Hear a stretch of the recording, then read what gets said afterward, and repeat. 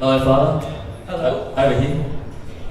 This way. Okay. Oh, you see me. Okay, cool. I'm blind as well as deaf. Okay, yeah, cool. I talk with a lot of non-Christians, and I sort of like talk to them about the faith, and they employ a lot of sarcasm against me. I was wondering if it was appropriate to return some of that sarcasm. Thank you. Didn't someone say that sarcasm is the worst kind of wit?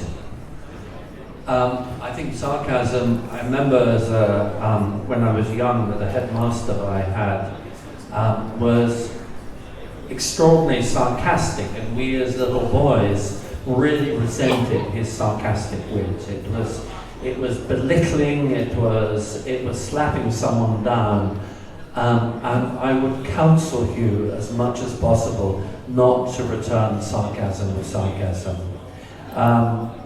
Did any of you hear the wonderful catechesis of Archbishop Dolan in Madrid? He's the Archbishop of New York, and he told this wonderful story, and I just finish with it if I may. Archbishop Dolan was then a priest in Washington, and he was going on a regular basis to an AIDS home, and that was looked after by the Missionaries of Charity. And one day the sisters came to him and said, "Father, such and such over there in the corner has asked to see you." And he said to Sister, are you sure? Every time I walk past his bed, he ignores me, he makes faces at me. Are you sure he wants to speak to me? Yes, Father, he wants to speak to you. And he went over and started speaking to the fellow. And the fellow said, "Father, I want to become a Catholic. I want to be baptized." And Father Dolan said to him, "Well, that's wonderful, but you surprised me. Can you tell me something about why?" And he said, "Well, for the last 4 or 5 years, I've been in this home, and every time the sisters pass me by or come to my bed, I spit at them, I throw food at them, I make rude jokes, I insult them, and every time I do that, they return my joke, my spitting, my food, everything else that I throw at them with a smile of joy and love. Father, I want what they have."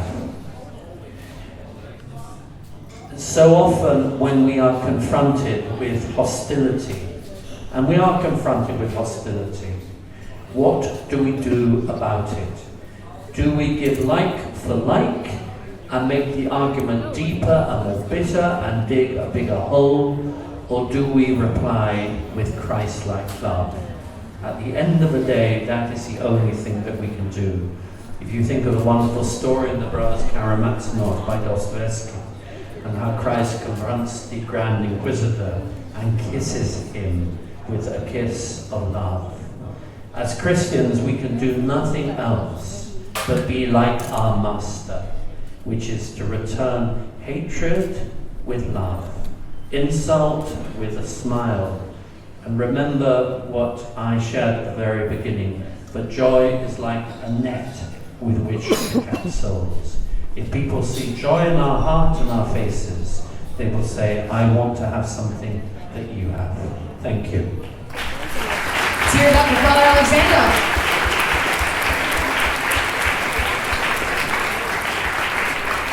Well, Father Alexander, I want to thank you on behalf of everyone here.